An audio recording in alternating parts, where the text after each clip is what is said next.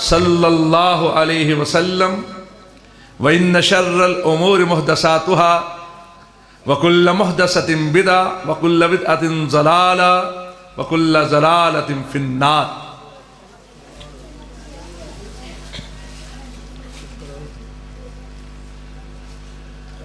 बादज़ हम्द व सलात आपके गांव की इस अजीम मुक़द्दस मुबारक और मुतबर्रक तकरीब में हाज़री देकर मुझे रूहानी खुशी महसूस हो रही, बिलखसूस इसलिए कि यह तकरीब नन्हे बच्चों और बच्चियों के हवाले से मुनक्कद की गई, और इसलिए भी खुशी है कि इस वक्त मस्जिद के अंदर मासूम बच्चे कसरत के साथ मौजूद। हमारे बाज़ लोग मस्जिद में बच्चों को देखकर नाराज होते हैं, बच्चे मस्जिद में आकर शोर डालते हैं, बच्चे मस्जिद में आकर ऐसे करते हैं। नहीं, जिस जगह की मस्जिद बच्चों से खाली हो उस जगह के बड़ों को अपने ऊपर मातम करना चाहिए कि उनकी आने वाली नस्लों का मस्जिद से ताल्लुक खत्म हो गया है। आप इस लिहाज से खुशनसीब हैं कि अपने आने वाली नस्लों को आप कुरान पाक की दौलत से मालामाल कर रहे हैं। बच्चे मासूम होते हैं, मासूमियत की वजह से वो खेलेंगे, कूदेंगे, शोर भी डालेंगे, उस पर नाराज नहीं होना चाहिए। सबसे बढ़कर मुकद्दस मस्जिद मस्जिद नबवी है, और सबसे बढ़कर मस्जिद का ख्याल करने वाले, मस्जिद के अदब का ख्याल करने वाले प्यारे नबी सल्लल्लाहु अलैहि वसल्लम। लेकिन आपने सुना होगा कि आप खुतबा इरशाद फरमा रहे थे और दो नन्हे मासूम बच्चे अपने लिबास में, अपने चोगे में उलझते हुए गिरते पड़ते चले आ रहे थे, और सोने नबी मिंबर से उतरकर आगे बढ़े और उन बच्चों को उठा लिया। कौन थे वो बच्चे? हसन और हुसैन रजी अल्लाह अन्हुमा।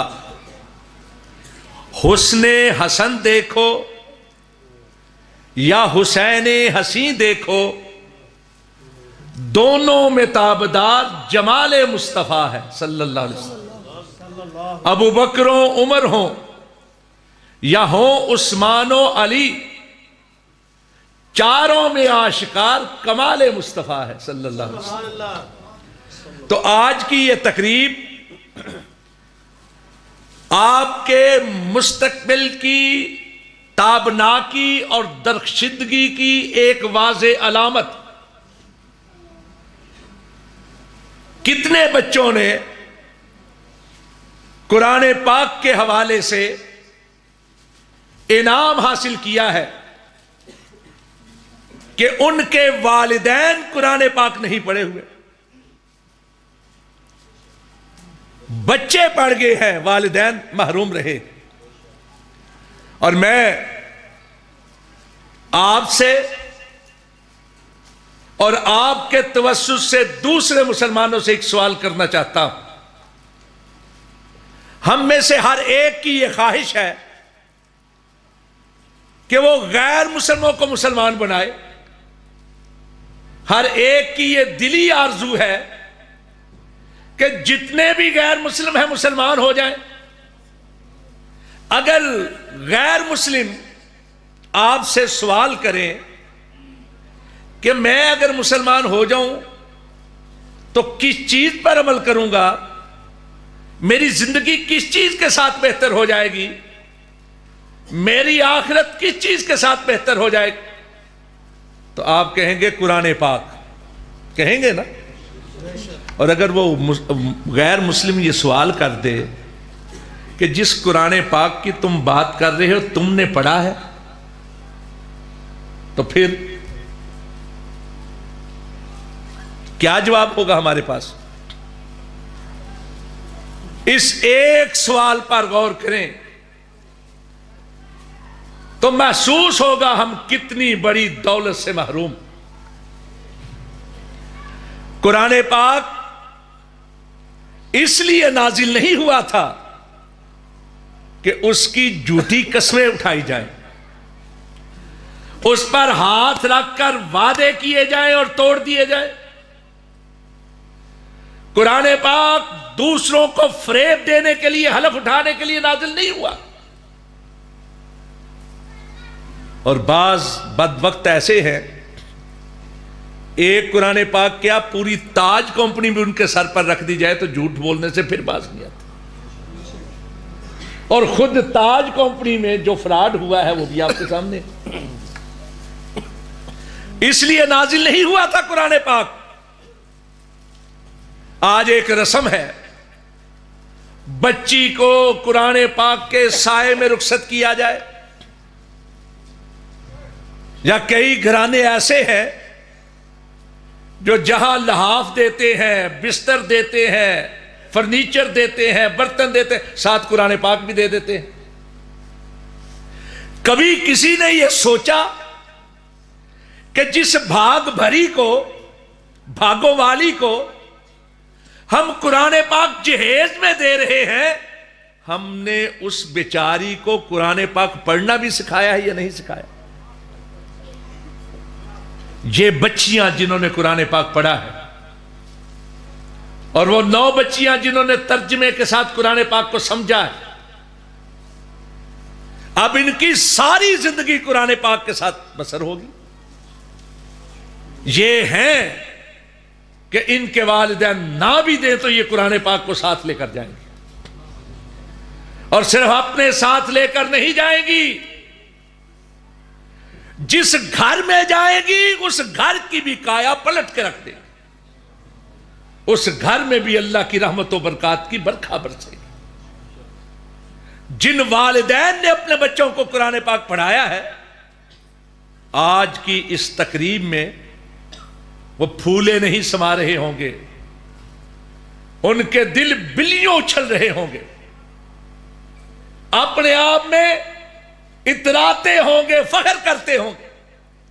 اور یہ فخر کی بات ہے، یہی تو وہ معاملہ ہے جس پہ فخر کیا جائے، اور جتنا کیا جائے اتنا ہی کم۔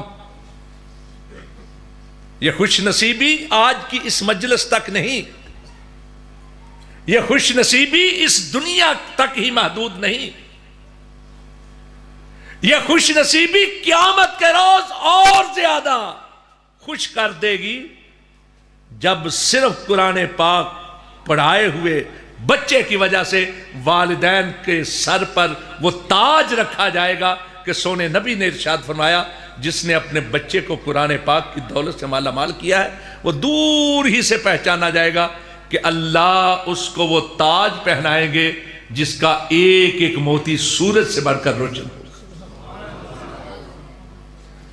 یہ والدین کا نصیبہ ہے۔ قرآن پاک اس لیے نازل نہیں ہوا تھا کہ قرآن پاک کو ہم ایک رسم کے طور تک اپنے تک محدود کریں۔ مثلا کیا ہے رسم؟ مجھے آپ کے علاقے کا نہیں پتا، شاید یہاں بھی ہوتا ہو، کہ جب کوئی فوت ہو جاتا ہے نا، مولوی صاحب آتے ہیں، قرآن پاک کو اس کی چارپائی کے گرد 7 چکر لگواتے ہیں، 7 بار گھماتے ہیں اس کی چارپائی کے گرد۔ ہمارے ہاں ہوتا ہے۔ اب اندازہ کیجئے ذرا، میں نے کبھی تان و تشنیع کی زبان استعمال نہیں کی، میں کبھی مخالفانہ بات نہیں کرتا، میں کوشش کرتا ہوں سمجھنے اور سمجھانے کی، دعوت فکر دیتا ہوں۔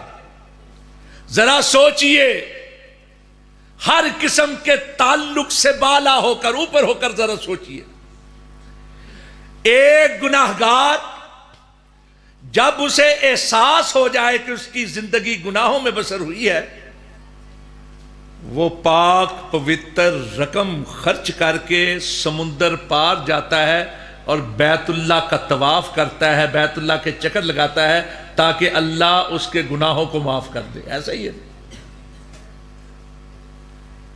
اللہ کے گھر کا طواف کرتا ہے اپنے گناہوں کو بخشوانے کے لیے، اور یہاں کیا ہوتا ہے؟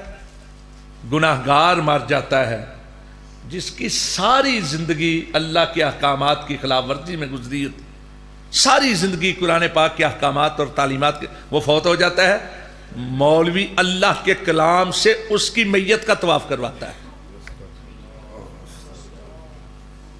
اس سے بڑھ کر کوئی توہین ہے؟ اس لیے نازل نہیں ہوا تھا قرآن پاک۔ اگر بات سننی ہے تو ایک اور سن لیجئے، ذرا سمجھ لیجئے۔ قرآن پاک مقدس کتاب ہے، عزت والی، ادب والی، احترام والی، ایسی عزت، ایسا تقدس، ایسی تکریم، ایسا احترام کہ جو اس کو یاد کر لے اس کا بھی احترام ہے، تو اس کا اپنا کتنا احترام ہوگا؟ بات سمجھ رہے ہیں؟ قرآن پاک کا احترام ہے کہ نہیں؟ کوئی بات اگر میری ایسی ویسی محسوس ہو نا تو مجھے بتا دینا، میں تقریر نہیں کروں گا، میں باتیں کروں گا آپ سے۔ قرآن پاک ادب والی کتاب ہے یا نہیں؟ اس کا ادب ہونا چاہیے یا نہیں ہونا چاہیے؟ کوئی مسلمان سوچ ہی نہیں سکتا کہ اس کا ادب نہ ہو۔ سر پر رکھیں تو ادب ہے، آنکھوں کے ساتھ لگائیں تو احترام ہے، ہونٹوں سے مس کریں تو اکرام ہے، سینے کے ساتھ لگائیں تو تکریم ہے۔ معاذ اللہ معاذ اللہ معاذ اللہ، خاکم بدہن، میرے منہ میں خاک، اگر زیر ناف حصے کے ساتھ مس ہو قرآن پاک تو قرآن پاک کی بے حرمتی، بے عزتی، بے توقیری ہے یا نہیں ہے؟ اب ذرا مجھے بتائیں، وہ چادر جس چادر پر قرآن پاک لکھا ہوتا ہے، سورہ فاتحہ لکھی ہے، چاروں کل لکھے ہیں، آیت الکرسی لکھی ہے، سورہ یاسین یا یاسین کا کچھ حصہ لکھا ہے، یعنی قرآن پاک جس چادر پر لکھا ہے، جب مردے پر ڈالی جاتی ہے تو مردے کے وجود کے کس کس حصے کو نہیں چھو رہی ہوتی؟ کبھی اس انداز سے بھی سوچیں۔ میں کوئی فتویٰ نہیں دیتا کہ جائز تھی، پہلے کیوں نہیں ہوا، صحابہ اکرام نے کیوں نہیں کیا تھا، میں کوئی بات نہیں کروں، میں سوچنے کی دعوت دیتا ہوں۔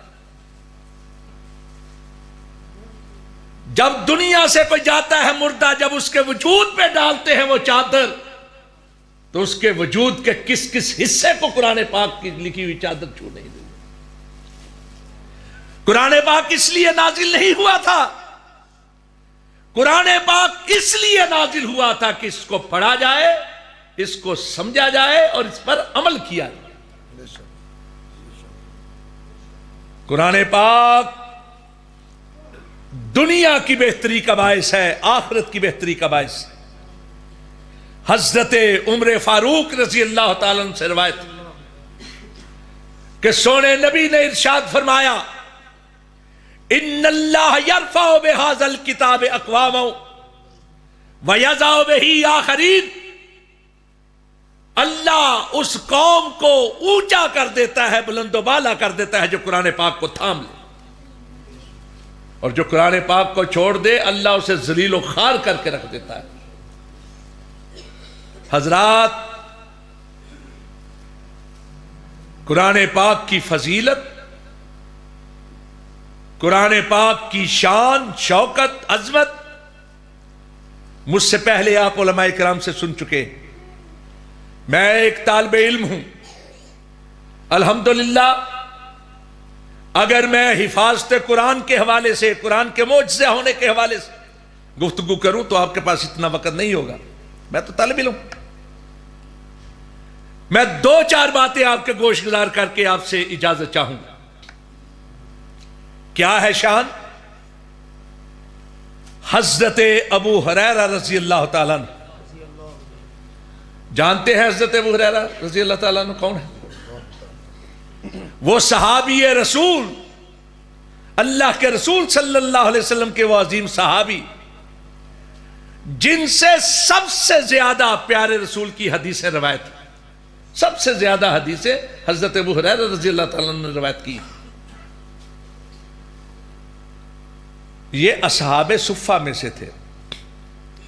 صفہ عربی میں چبوترے کو کہا جاتا ہے۔ میں جاننا چاہتا ہوں آپ میں سے کتنے لوگ ہیں جنہوں نے مکہ اور مدینے کی زیارت کی ہے؟ کتنے خوش نصیب ہیں جنہوں نے اللہ کا گھر دیکھا ہے، سونے نبی کی مسجد دیکھی؟ ماشاءاللہ ماشاءاللہ۔ کتنے لوگ ہیں جنہوں نے ابھی تک زیارت نہیں کی؟ اور ان میں سے کتنے لوگ ہیں جو زیارت کرنا چاہتے؟ سارے، میں بھی دونوں ہاتھوں کے ساتھ۔ معاملہ ہی ایسا ہے، جن لوگوں نے ابھی تک زیارت نہیں کی وہ زیارت کرنے کے لیے تڑپ رہے ہیں، اور جو زیارت کر چکے ہیں پھر کرنے کے لیے بلک رہے ہیں۔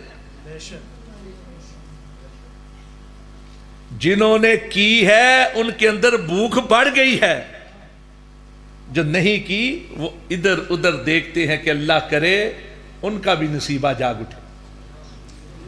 مسجد نبوی، اللہ کے سونے نبی کی مسجد، وہ پیاری مسجد، اس میں ایک چھوٹی سی جگہ ہے جو عام فرش سے ذرا اونچی ہے، چبوترا بنا ہوا ہے، اس کو صفہ کہا جاتا ہے۔ اللہ کے سونے نبی کے صحابہ میں سے وہ صحابی جو دور دراز کے علاقوں سے آئے ہوئے تھے، کوئی کہیں سے، جن کا مدینہ منورہ میں گھر نہیں تھا، خاندان نہیں تھا، وہ اللہ کے نبی سے دین کی باتیں سیکھتے، قرآن پاک سیکھتے، اور اس چبوترے پہ پڑھ رہتے تھے۔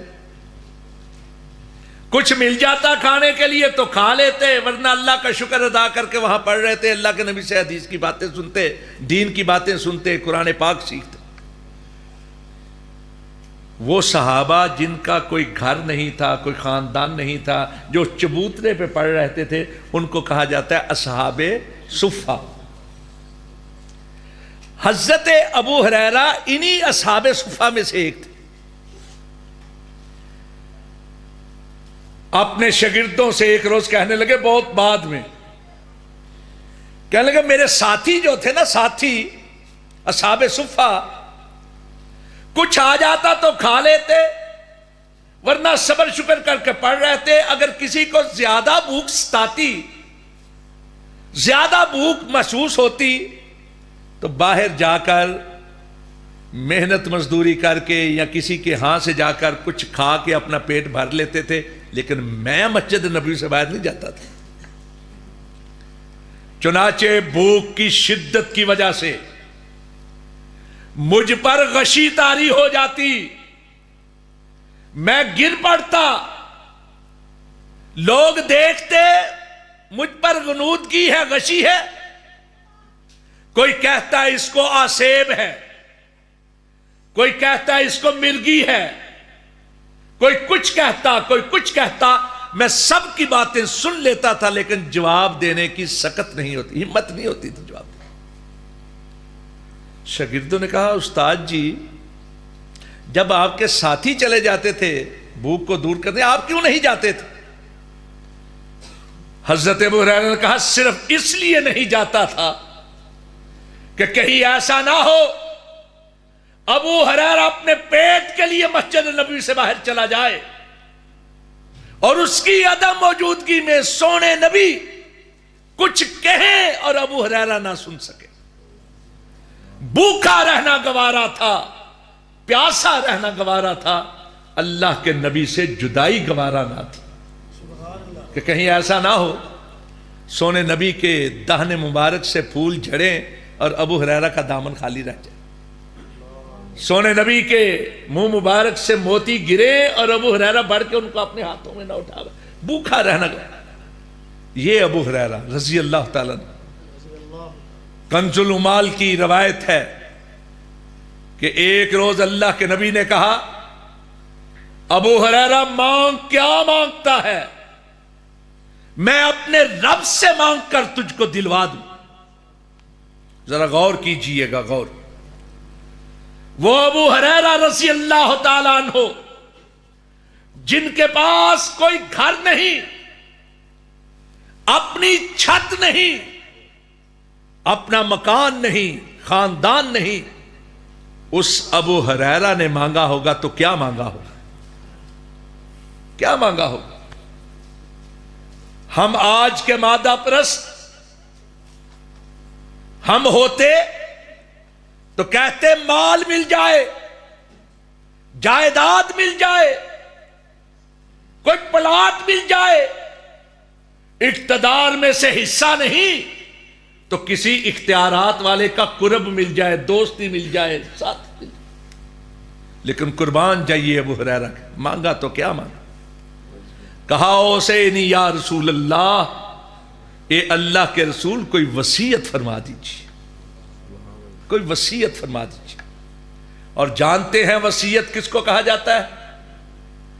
وصیت اس نصیحت کو کہا جاتا ہے، خیر کے ان کلمات کو کہا جاتا ہے، فائدے کی ان باتوں کو وصیت کہا جاتا ہے جو دنیا سے جانے والا اپنے ورثاء کی، اپنے وارثوں کی بہتری کے لیے کہہ جاتا ہے یا لکھوا جاتا ہے۔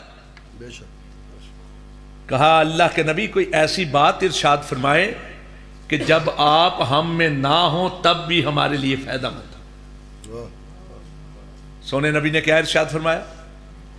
کہا یا ابا ہریرہ تعلم القرآن وعلمہ الناس۔ ابو ہریرہ پھر میری وصیت یہ ہے قرآن کو سیکھ، لوگوں کو سکھا، خود پڑھ لوگوں کو پڑھا، خود سمجھ لوگوں کو سمجھا۔ وَإِن مُتَّ وَأَنْتَ عَلَىٰ ذَلِكَ زَارَتِ الْمَلَائِكَةُ قَبْرَكَ کما یزار البیت العتیق۔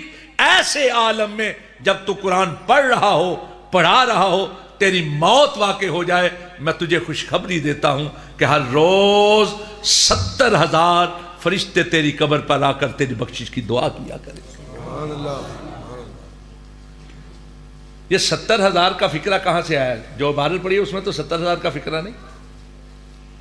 اللہ کے نبی نے کہا تھا کہ فرشتے جو ہے نا، فرشتے وہ بیت المعمور کا، بیت العتیق کا اس طرح استقبال کرتے ہیں، ایک وقت میں 70,000 فرشتے طواف کرتے ہیں۔ جو ایک بار فرشتہ طواف کر لیتا ہے قیامت تک اس کی باری نہیں آتی۔ اور یہ 70,000 بھی کوئی متعین تعداد نہیں ہے، اس وقت کا سب سے بڑا فگر جو تھا نا، سب سے بڑی تعداد وہ 70,000 تھی۔ یہ تو آج کل لاکھ کے بعد کروڑ آ گیا، کروڑ کے بعد ارب آ گیا، ملین آ گئے، بلین آ گئے، ٹریلین آ گئے، پتہ نہیں آگے کہاں تک جائے گی۔ سونے نبی نے ارشاد فرمایا مَجْتَمَعَ النَّاسُ فِي بَيْتٍ مِّن بُيُوتِ اللَّهِ يَتْلُونَ كِتَابَ اللَّهِ وَيَتَدَارَسُونَ بِهِ إِلَّا حَفَّتْهُمُ الْمَلَائِكَةُ وَغَشِيَتْهُمُ الرَّحْمَةُ وَنَزَلَتْ عَلَيْهِمُ السَّكِينَةُ وَذَكَرَهُمُ اللَّهُ فِي مَنْ عِندَهُ۔ جب اللہ کے گھروں میں سے کسی گھر میں لوگ بیٹھ کر اللہ کی مقدس کتاب قرآن مجید کی تلاوت کرتے ہیں یا اس کو سمجھنے سمجھانے کے لیے درس واز اور تدریس میں مشغول ہوتے ہیں تو اللہ کی طرف سے ان پر فرشتوں کا نزول ہوتا ہے جو ان کے گرد گرد بیٹھ کر ان کی تلاوت کو سنتے ہیں، ان کی باتوں کو سنتے ہیں اور ان کے لیے رحمت و برکات کی دعائیں کرتے ہیں۔ وَغَشِيَتْهُمُ الرَّحْمَةُ، اللہ کی رحمت ان کو ڈھانپ لیتی ہے۔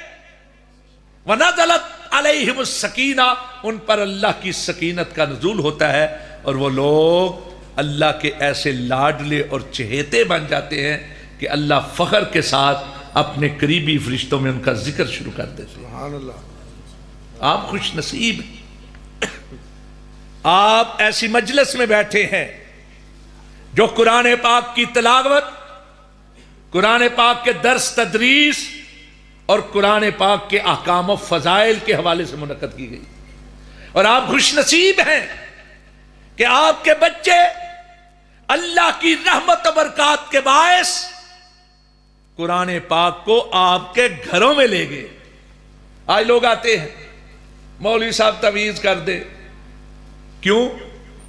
گھر میں اتفاق نہیں، اولاد نافرمان ہے، خوف محسوس ہوتا ہے، خوف دھڑکا سا لگا رہتا ہے، کاروبار میں برکت نہیں رہی، لڑائی جھگڑے ہوتے رہتے ہیں. کوئی تعویذ، بابا مولوی کے تعویذ سے کچھ نہیں ہوگا، کچھ نہیں ہوگا. اس لیے کہ سونے نبی نے ارشاد فرمایا تھا ویران ہے وہ گھر جس گھر میں کتاب اللہ کی تلاوت نہیں ہوتی. ویران ہے وہ گھر جس گھر میں قرآن پاک کی تلاوت نہیں ہوتی. اور بیاباں ہے وہ سینہ جس سینے میں قرآن پاک کا کچھ حصہ بھی محفوظ نہیں. میرے آقا نے ارشاد فرمایا لوگوں اپنے گھروں کو قبرستان نہ بننے دو، اپنے گھروں میں سورہ بقرہ کی یعنی قرآن پاک کی تلاوت کیا کرو. وہ گھر جہاں قرآن پاک کی تلاوت نہیں ہوتی وہاں قبرستان کی ہولناکیاں آ جاتی، خوف آ جاتے ہیں، خدشات آ جاتے ہیں. حضرت اسید بن حضیر، بخاری کی روایت، میرے خیال زیادہ ہو گیا. حضرت اسید بن حضیر رضی اللہ تعالیٰ عنہ اپنا واقعہ بیان کرتے، کہتے ہیں ایک رات میں قرآن پاک کی کتاب اللہ کی تلاوت کر رہا تھا. چھوٹا سا گھر تھا، پاس ہی میرا معصوم بچہ جس کا نام یحییٰ ہے اس کو لٹایا ہوا ہے، اور اس کے قریب ہی میرا گھوڑا بندھا ہوا ہے.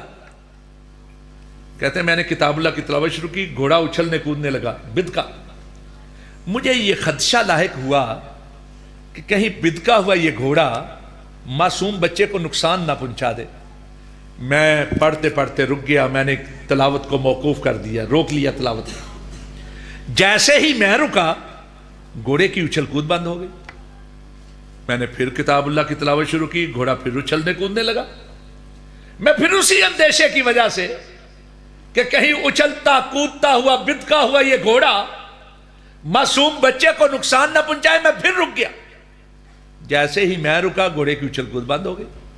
کہتے ہیں ناگہاں اچانک میری نظر اوپر کی جانب اٹھی تو میں نے دیکھا بادل کا ایک ٹکڑا میرے سر کے قریب ہے. بخاری شریف کی روایت، کہتے ہیں بادل کا ایک ٹکڑا میرے سر کے قریب ہے اور اس میں روشن چراغ ٹمٹماتے دیے دکھائی دے رہے ہیں، روشنیاں دکھائی دے رہی. میں حیرانی کی کیفیت میں، حیرانی میں تلاوت بھول گیا، میں حیرانی میں اس کو دیکھ رہا ہوں یہ کیا چیز ہے. آہستہ آہستہ بادل کا ٹکڑا میرے سر کے قریب سے اوپر ہوتا ہوتا ہوتا ہوتا میری نظروں سے محو ہو گیا، نظروں سے دور ہو گیا.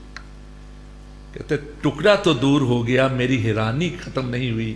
میں بھاگتا ہوا مسجد نبوی میں سونے نبی کے پاس جا پہنچا.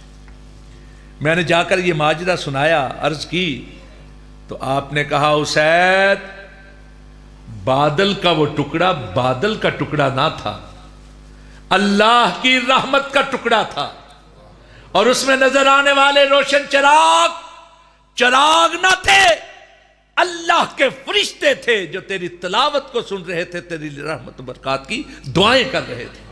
اور کہا اسید اگر تو تلاوت بند نہ کرتا، موقوف نہ کرتا، صبح طلوع ہو جاتی، مدینے والے اپنی آنکھوں سے اللہ کے فرشتوں کو دیکھ لیتے. جہاں قرآن پاک ہوگا اللہ کے فرشتوں کا نزول ہوگا، جہاں قرآن پاک ہوگا اللہ کی رحمت و برکات کا نزول ہوگا، جہاں قرآن پاک ہوگا اللہ کی سکینت کا نزول ہوگا، جہاں قرآن پاک ہوگا اللہ کی رضا، اللہ کی رضامندی، خوشنودی کا نزول ہوگا. اور جہاں قرآن پاک نہیں ہوگا وہاں نفرتیں ہوں گی، بیزاریاں ہوں گی، جھگڑے ہوں گے.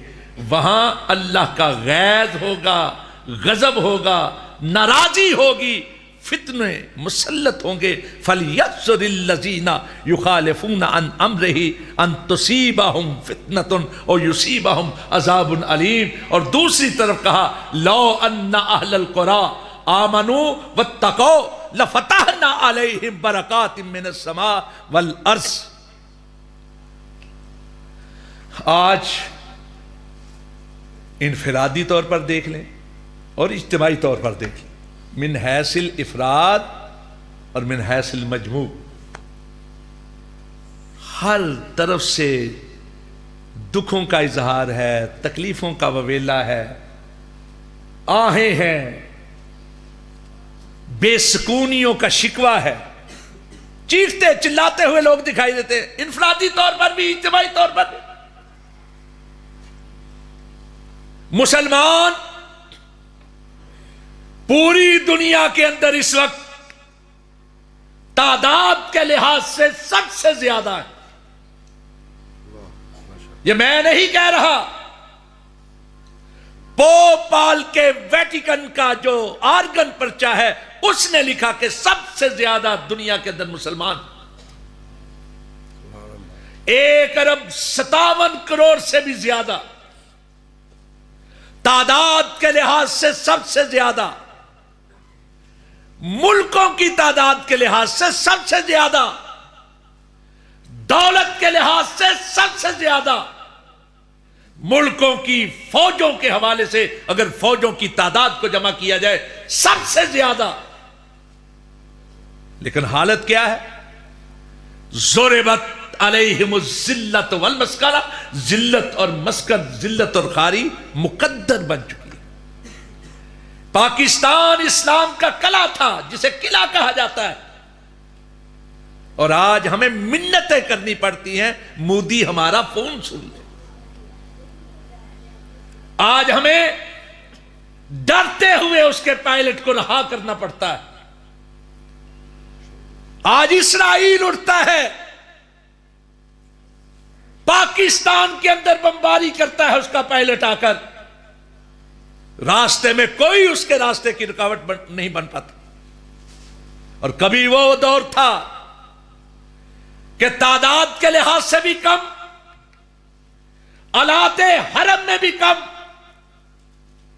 بدر کا میدان ایک طرف تعداد میں بہت زیادہ، دوسری طرف 303 سے لے کر 313 تک، جس میں سفید ریش بوڑھے بھی ہیں اور وہ بچے بھی ہیں جو ایڑیاں اٹھا اٹھا کر شامل ہوئے.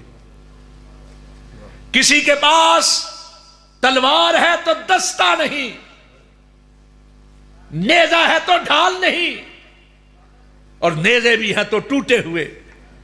کوئی لکڑی لے کر آ گیا ہے، کوئی خالی ہاتھ.